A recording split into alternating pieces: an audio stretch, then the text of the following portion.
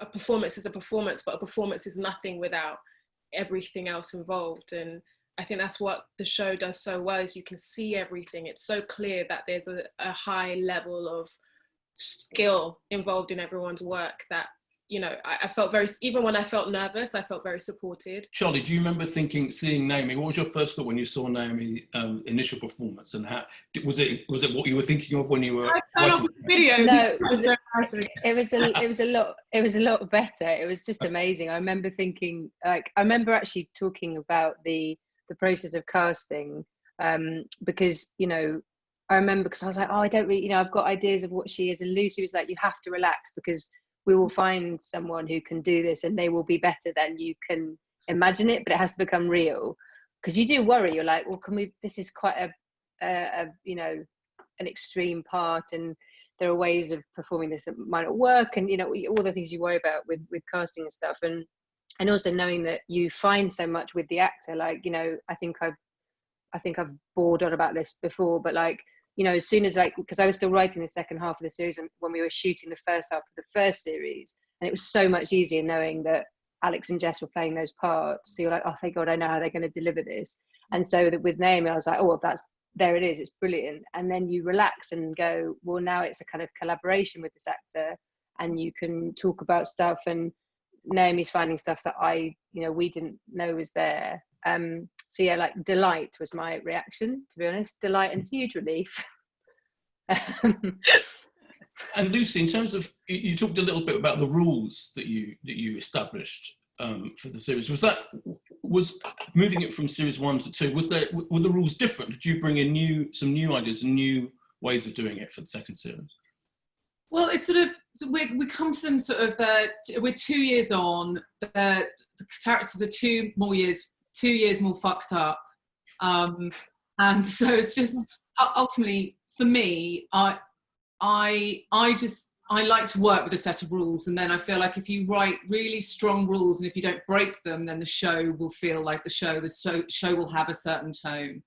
So as I sort of already said, I just really, really broke down series 1 and sort of went down loads of wormholes trying to work out where those references, or the references that were originally used, came from, and then built in a bunch of other new things to sort of move it on into the next series. So, you know, it's one of those shows where every single tiny thing is important. You know, the costume's really important, production design's really important, locations are really important, like the music's really important, every tiny aspect was so important, but the most important thing was the performance. And that's the thing that I really learned on this show, is that, you know, we spent, you know, months and months sourcing props and finding locations, and, you know, all those things were incredibly important. But then sometimes we'd come down to it, we'd have 3 minutes to shoot a scene, and the colour of that chair in the background didn't matter anymore. Ultimately, the most thing was that the performances were amazing, and that's, you know, why we were so lucky to have such an amazing cast. We were lucky to have Naomi and Jess and Alex and all the surrounding performances, because, you know, even under extreme pressure, you know, we still got those performances, because, you know, the world is so important that you build around it, but if the audience don't believe those performances, don't believe, you know, if there's not naturalism in what you're delivering, you know, then the spell's broken. Carmen, I want to ask you about the casting of all the other roles, because this is a show, isn't it, where almost every supporting role has a little star-making moment. So I'm thinking of, you know, the chemist, and all of these people are just extraordinary kind of detailed people. And also, I feel it feels like a very diverse and representative cast. Was that important? You know, for a show set in essentially rural England, was that an important thing to do? Was that a hard thing to achieve? It wasn't hard, because I mean, like, I'm brown and I want that reflected on screen. So I think that it was always a conscious thing in the back of my mind of, yeah, we just see the best people and cast the best people. And that was always very prominent. I think Lucy and I had a discussion at the beginning where I said, look, yes, Alex and, you know, all the leads are all really important.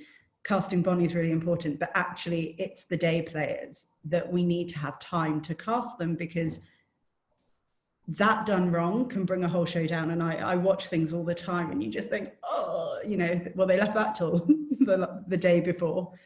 And again, everyone auditioned, I think, didn't they? Yeah, we didn't offer, you know, and that's something that's really important to me. And that was the same on the first series.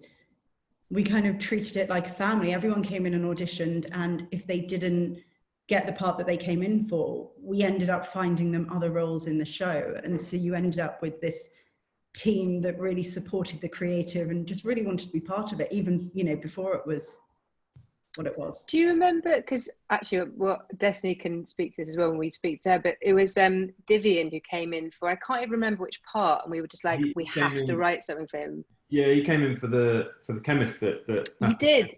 playing, and he wasn't yeah. role, but we were just like, who is this guy, and how do we get him in the show? And then we all sort of had a chat and found a spot for him in episode 7, and came up with Sid. So yeah, and it was really cool to be able to do that, and like, you know, Carmel being open to going, well, you know, like what is this, like what kind of role could we write for him? And it was just, yeah, it was a really good collaborative experience, I think.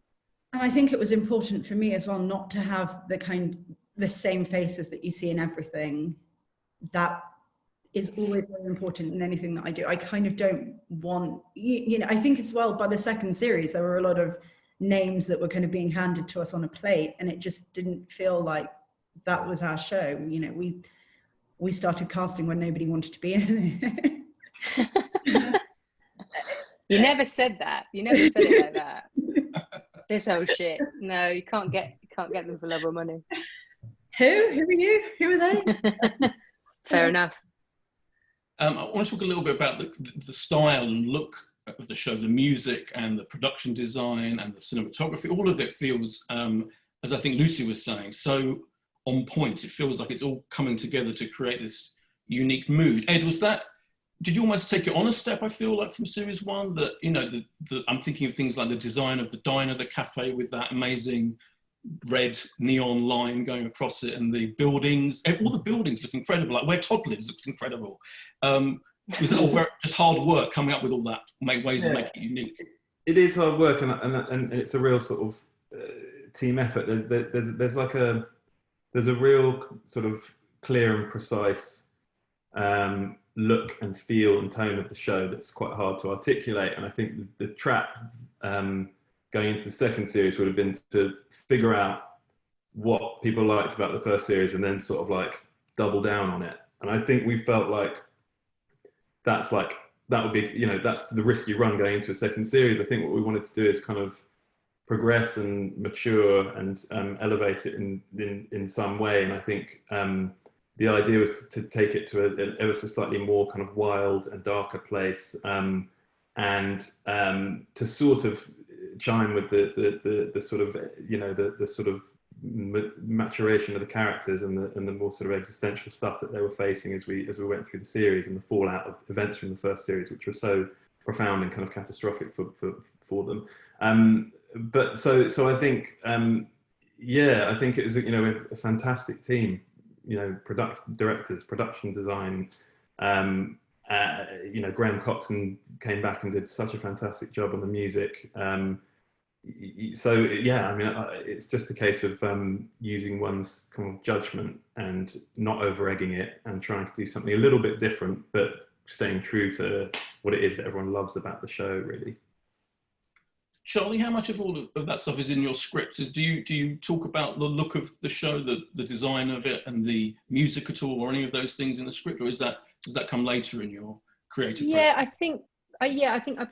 think I annoy people by being like, this track now, and was like, oh, A, it's too expensive, no, it's wrong, but I just put it in anyway and send, you know, a sort of like control-freak playlist along with everything. So people really appreciate that.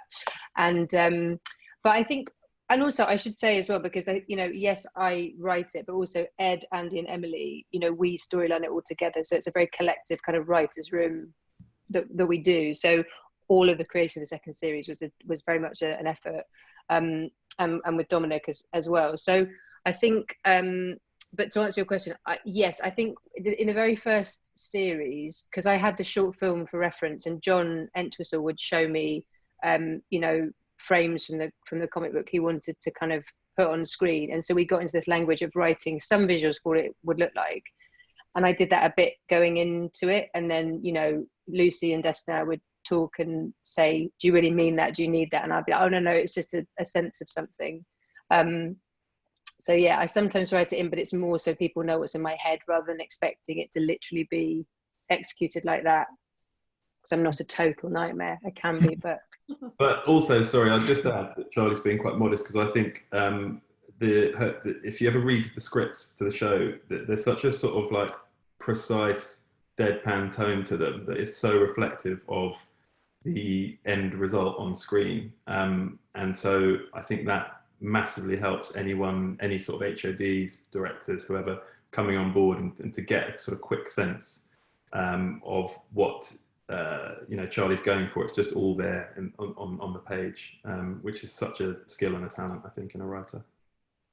Naomi, as an actor in the middle of that, does it take time to get to the point where you feel you're you know, at one with that tone, getting that, as you call it, deadpan as well, or did you feel as soon as you started you had it and you had that kind of tone? No, it grows over time. Like, by the end I felt way more confident than I did at the beginning, and then you're like, ah, shit, it's over. But I think like it was always handy, and like it's that, again, that's where the collaboration comes in so well, because like with Lucy, for instance, I mean, F that B became our thing, which stood for fuck that bitch.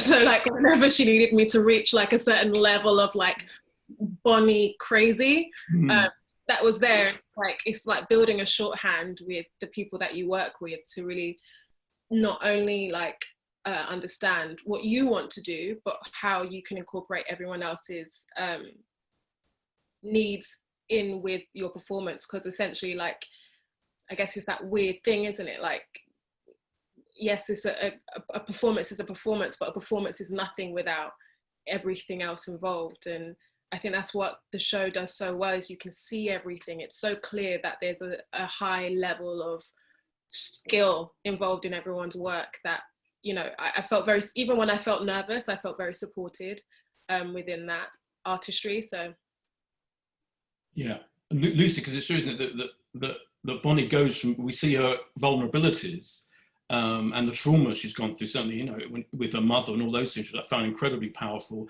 And then by the end, she's terrifying, isn't she? She's kind of, you know, when she confronts Alyssa in the cafe, etc., she has to go through quite a lot of emotions, and yet being quite a deadpan in the middle of all of that. Yeah, but I mean, that just shows what an amazing job Naomi did, because she just got those subtleties so beautifully on screen, because, you know, ultimately it's a character that you sort of feel really sorry for, you really sort of feel for at the beginning, but then you completely understand why. So it was just amazing to have a character that you feel increasingly scared of, but sort of can relate to her. And sort of, I thought Naomi just tracked it so unbelievably beautifully across the series. And, you know, you really, really do start to feel scared of her. And there's so many sort of beautiful subtleties in her performance, which I enjoyed so much. There's this moment when, I think this was like the first day that we filmed. This is my, like, genuinely, this is such a tiny thing, but it's one of my favorite things from the show. I think it was just the first day, and I think Charlie was on set, and it was the day we were like, yes, Naomi, like, it was just such a, and it was sort of with, we were doing the scenes with Clive, and he was calling you his little salmon. salmon. But there was, before that bit, there's a bit where Clive pours you a drink and sort of turns round, and we see this sort of like quite wide shot of you standing in the sitting room, and you literally look like a lamb about to be slaughtered, and you do this tiny thing with your hand, and you see the tension coming out. I mean, you probably didn't notice you were doing it, but your hand does this as he hands you the drink, and it was just such a tiny thing, as in, like, you can see all the tension of the moment coming out in your hand, and like there were so many beautiful things, like there were so many extra little layers and nuances to the performance that just carried it through. It was amazing. Liz, do you remember that scene in the audition? The salmon. Yes. Again, that just goes to sort of show what an amazing job Naomi's done, because usually the sort of scenes that you do in the castings are sort of the most tired scenes by the time you get to set. They're usually really, really hard to get right. And that was one that we'd done over and over and over again during the castings, and it just came together. So, you know, Clive and Bonnie, Jonathan and Naomi just did such a good job. Yeah, I mean, everyone, poor Jonathan, who plays Clive Cock. I mean, everyone would be like, oh, on set constantly, like squirming as he walked into the room. And such a nice man, such a nice man. Oh, good. A treat of a man. But I remember in when Naomi came in for her callback, and she did that scene, and the way that the office studio downstairs is, and she absolutely nailed it. And I had to turn to face the wall so that I didn't smile and give it away.